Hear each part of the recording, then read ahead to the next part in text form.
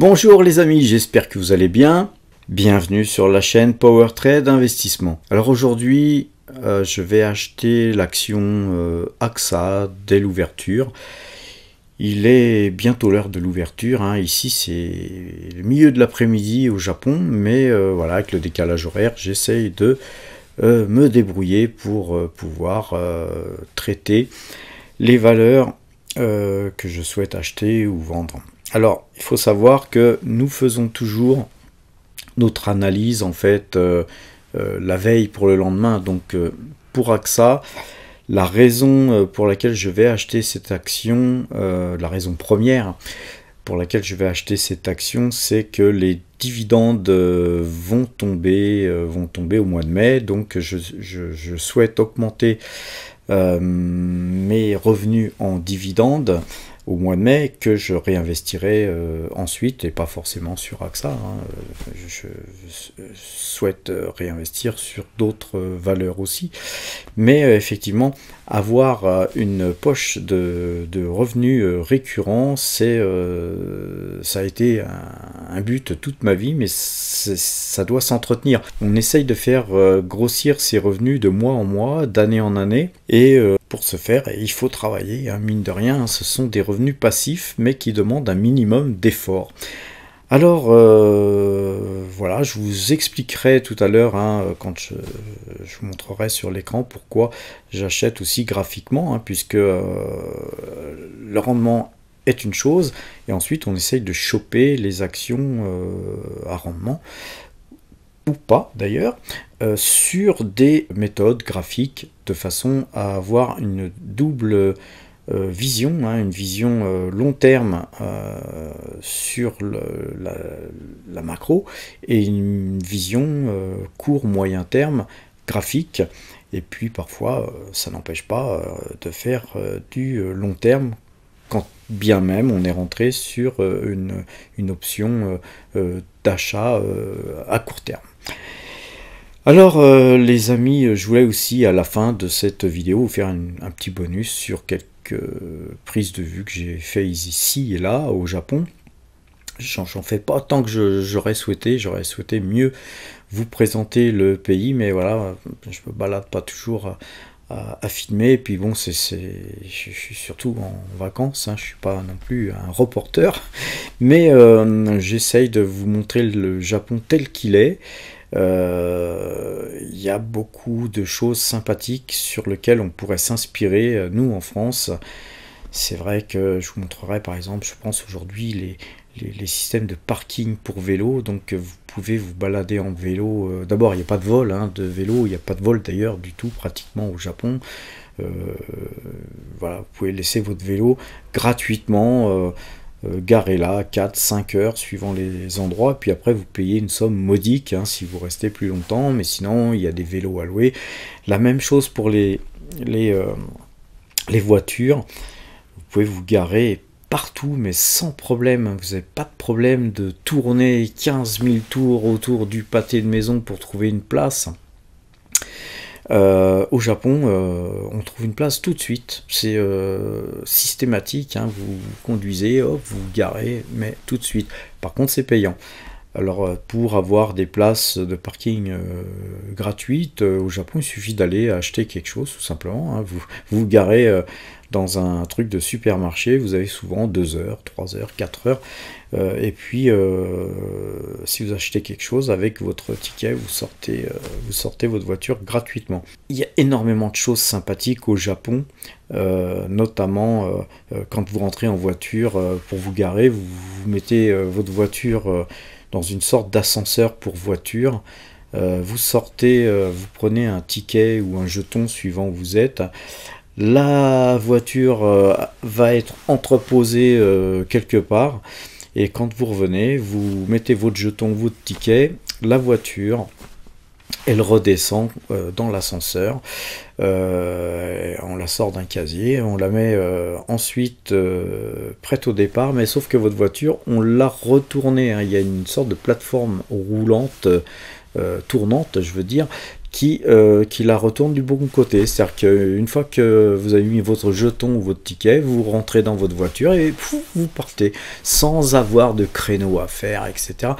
Tout est calculé au Japon pour être vraiment au service des gens, que ce soit voilà, pour vous garer. D'ailleurs, dans les rues, il n'y a pas de trottoir. Vous ne pouvez pas vous garer c'est interdit de vous garer dans une rue. Personne ne se gare dans les rues.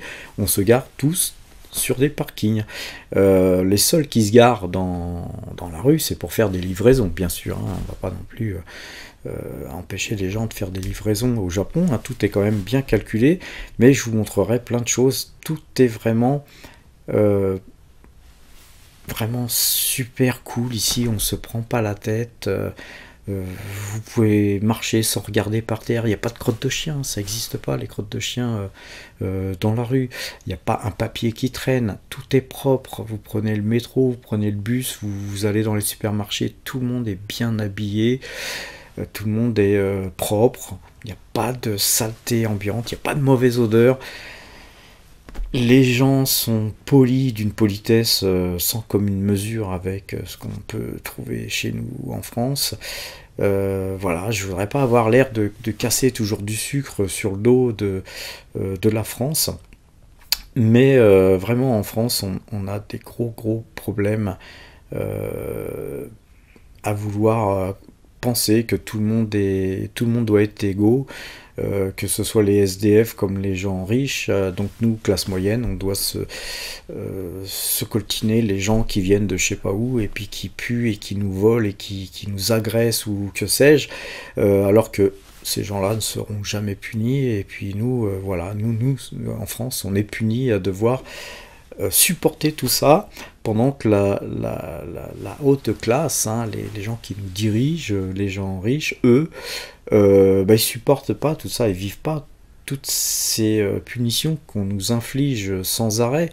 Enfin, moi j'ai souvenir de choses complètement dingues. Pendant le Covid, on nous faisait faire par exemple des autorisations de sortie avec une signature de notre propre part. Donc on signait notre propre autorisation de sortie, et puis moi je pourrais parler comme ça jusqu'à demain et vous donner des millions de choses qui vont pas du tout en France, et surtout c'est qu'on n'a pas de culture financière en France. C'est-à-dire qu'aujourd'hui en France, les gens sont complètement non éduqués en matière de finances, et si vous êtes éduqué, vous passez pour un sale type en fait, hein, parce que vous êtes un profiteur, parce que vous achetez des actions qui rapportent des dividendes, c'est pas bien, les dividendes c'est pas bien, dès qu'une société verse des gros dividendes, c'est pas bien, il faut partager avec les autres,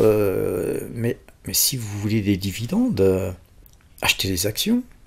Mais vous êtes contre les actions, parce que en fait les fonds de pension pourraient être investis en actions. Vous êtes fondamentalement contre les actions. Vous voulez toujours un système par répartition qui ne fonctionne pas, on voit bien. Donc on va vous faire travailler de plus en plus vieux avec un système que vous avez choisi, hein, je vous le rappelle, puisque vous votez, hein. Enfin, la plupart des gens que je vois manifester dans la rue, ils ont pour la plupart voté Macron. Et au final, vous n'êtes pas d'accord avec la politique pour laquelle vous avez voté. Donc, je sais pas, réveillez-vous, posez-vous des questions. Il y a des pays où on vit extrêmement bien. Je parle du Japon, de la Thaïlande, de Singapour, Hong Kong. Il y a plein de pays où on vit très bien. Pourquoi? Parce qu'on ne partage pas nos richesses avec la misère du monde, avec les miséreux. En France, les gens qui arrivent, n'oubliez pas une chose, hein, les gens qui arrivent, qui ont presque l'âge d'avoir la retraite, quelques mois après, ils ont le droit à la retraite. Ils n'ont jamais cotisé. Et puis vous, vous cotisez, en tant que Français, je dis Français de souche, ou Français même d'ailleurs de naturalisation, vous cotisez, mais vous cotisez aussi pour ceux qui arrivent, et qui n'ont pas cotisé. Mais par contre, évidemment, puisqu'on partage, il y a un moment donné, le gâteau, à force de le partager, il est tellement maigre que notre revenu minimum en France et limite seuil de la pauvreté.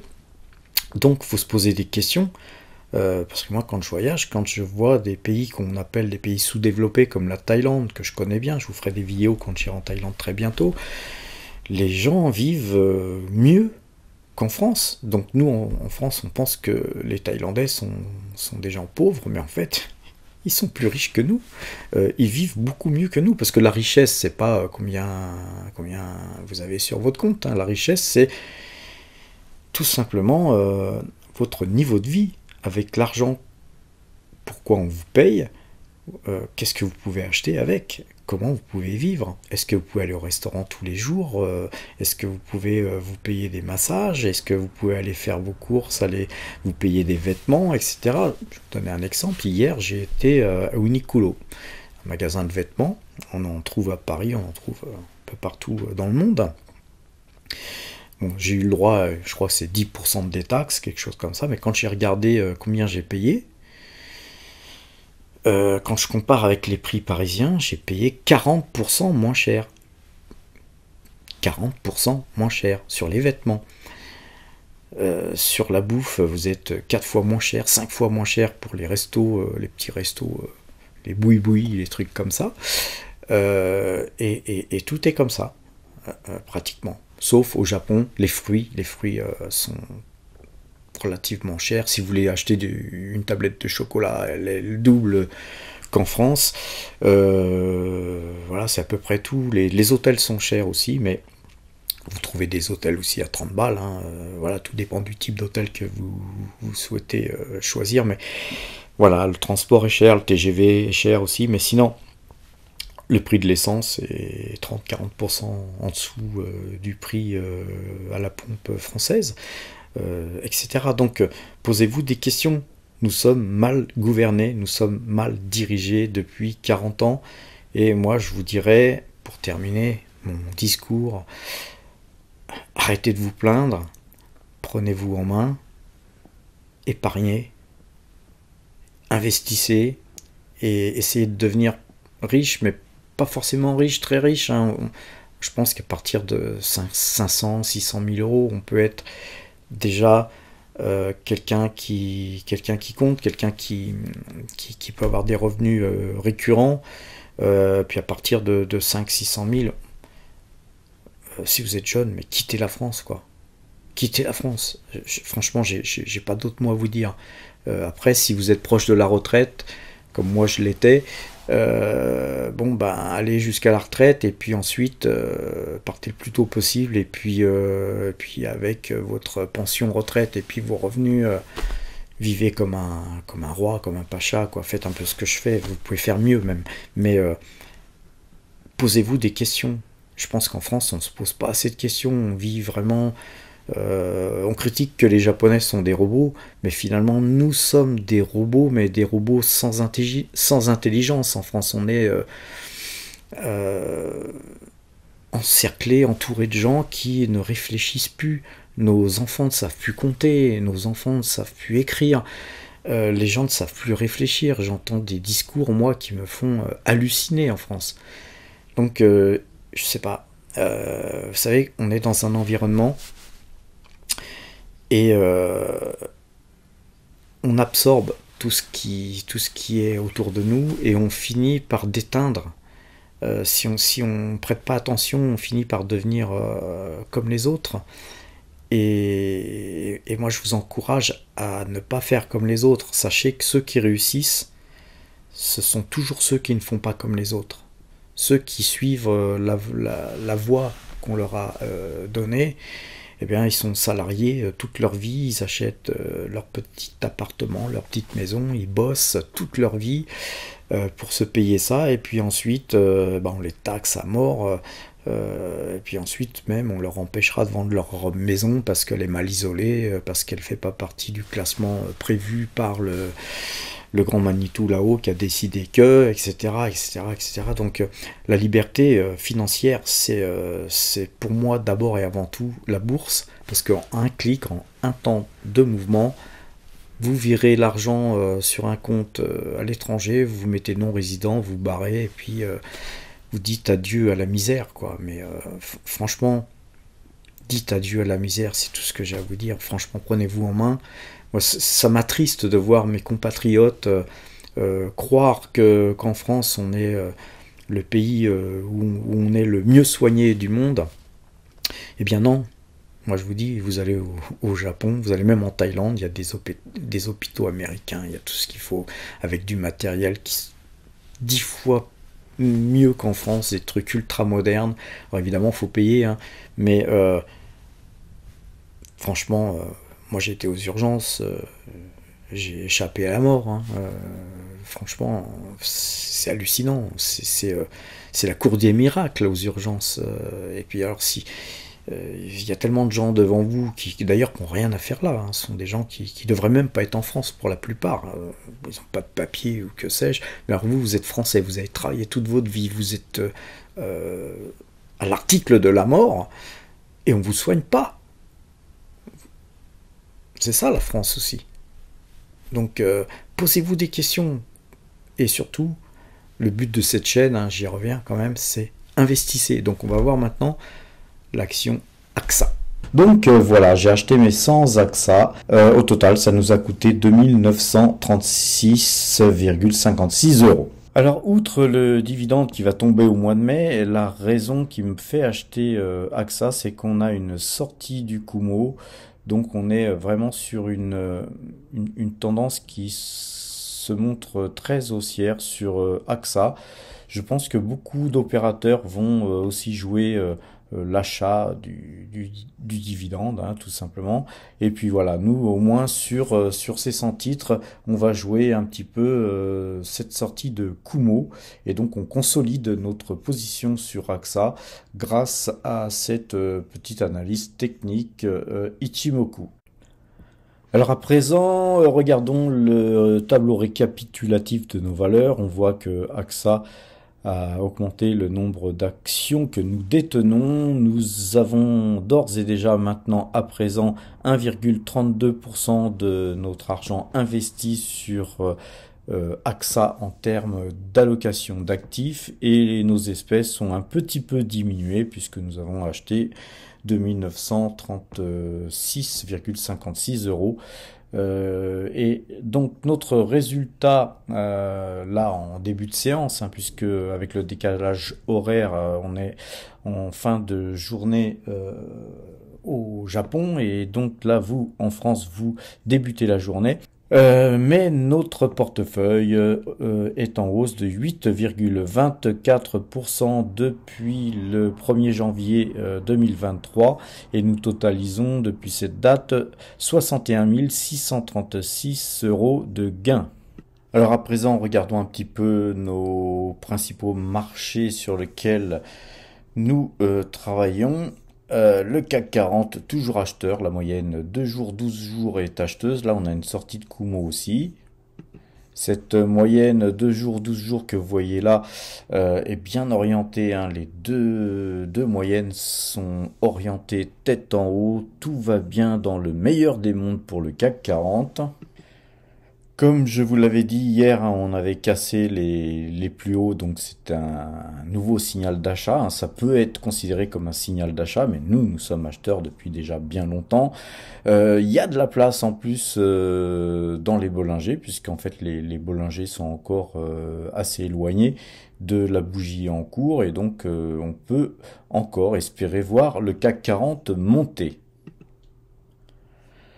Sur le DAX, on a la même configuration graphique, hein, toujours la moyenne 2 jours, 12 jours à l'achat.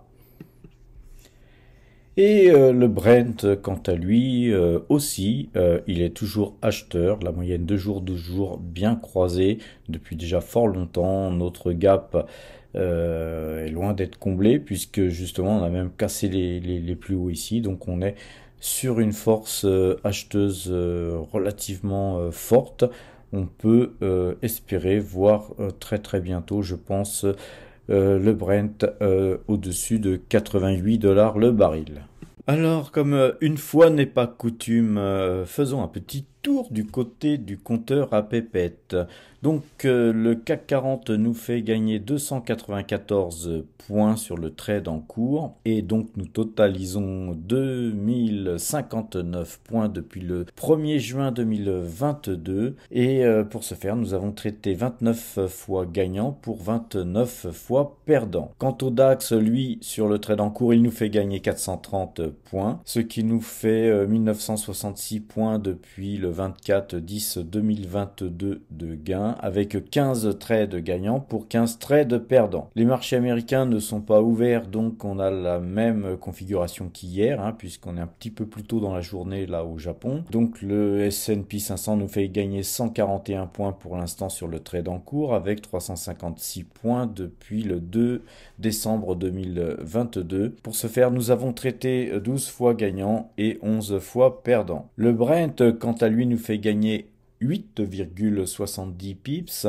Au total, depuis le 2 décembre 2022, nous gagnons 19,71 pips avec 8 trades gagnants pour 4 trades perdants. Le total de ces 4 indices que nous traitons nous fait gagner 4400 points tout juste depuis le 1er juin 2022. Voilà les amis, je vous encourage à être prudent car les marchés commencent à être bien hauts.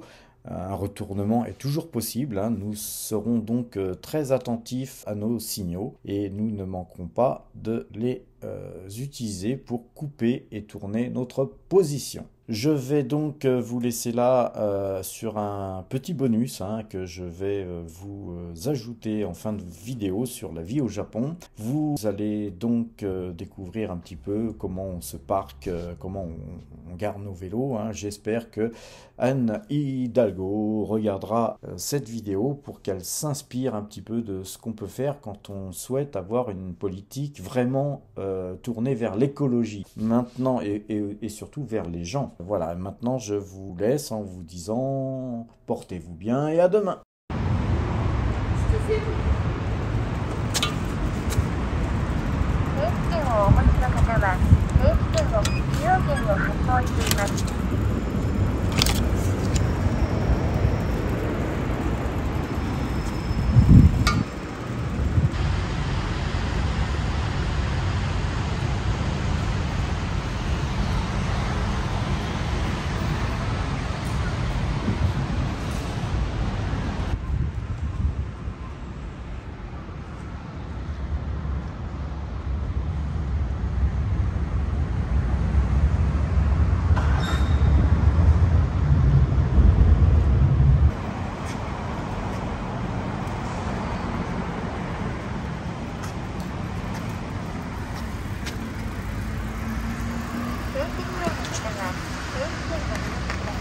ご利用ありがとうございます。